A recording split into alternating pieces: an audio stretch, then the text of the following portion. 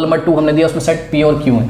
तो if number of elements in set P is equals to P and number of elements in set Q is equals to Q, then number of elements in set P cross Q is equals to P into Q। Also number of elements in set Q cross P is equals to P into Q। अब इसका क्या मतलब है, देखो ये question इन्होंने दिया है, ये सेट P है, ये सेट Q है, आपको क्या करना है, set form the set P cross Q, P cross Q निकालना है। तो ध्यान से चेक करिए, यहाँ हम P लिखेंगे और यहाँ हम सेट Q, यहाँ P के एलिमेंट लिखेंगे, P के एलिमेंट क्या है, A B C, ठीक है, तो A B C, और यहाँ हम Q का एलिमेंट लिखेंगे, Q का एलिमेंट एक ही सिंगल एलिमेंट है R। अब A R, ठीक है, उसके बाद B R, उसके बाद C R। तो P क्रॉस Q क्या आएगा स्टूडेंट आपका, P क्रॉस Q आ जाएगा, P और Q का कार्टेशियन प्रोडक्ट जो होगा वो होगा A R, ये फर्स्ट ऑर्डर पेयर, उसके बाद B R, ये सेकेंड ऑर्डर पेयर, उसके बाद C R, ये थर्ड ऑर्डर पेयर। ठीक है स्टूडेंट्स। अच्छा, अब यहाँ पे ध्यान से चेक करिए क्या कि अगर हम यहाँ पर क्या निकालें, Q में एक ही एलिमेंट था, यस, अगर हम यहाँ Q क्रॉस P निकालें तो Q को हम पहले लिखेंगे और P को हम बाद में लिखेंगे। अब हम Q क्रॉस P निकालने जा रहे हैं, ठीक है।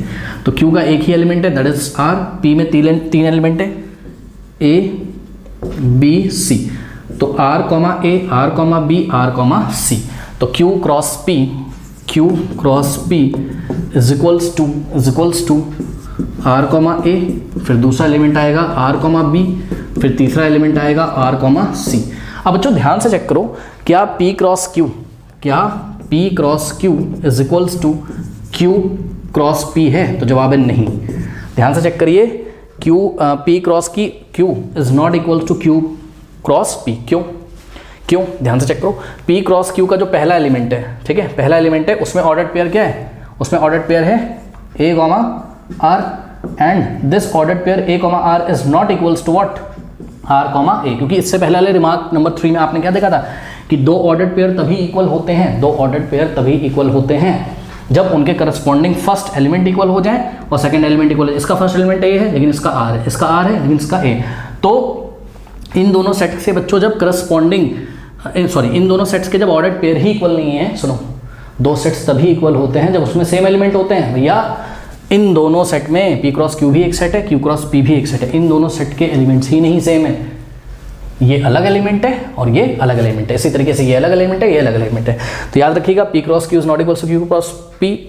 ये बात हमें इस एग्जाम्पल से सीखने को मिली।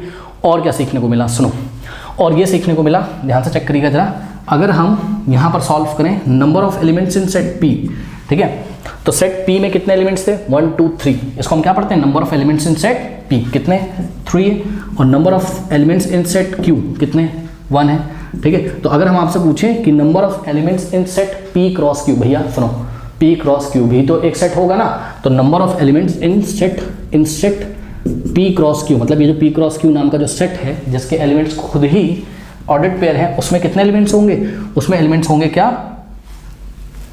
P इंटू Q, यानी कि 3 इंटू 1 कितने होंगे 3। अब आप ध्यान से चेक कर लीजिए क्या कि number of elements in P cross Q कितने, 3 ही तो है, 1 2 3। ओके, इसको दो एलिमेंट मत गिनो, ये एक ही एलिमेंट है जो ऑर्डर्ड पेयर के फॉर्म में है।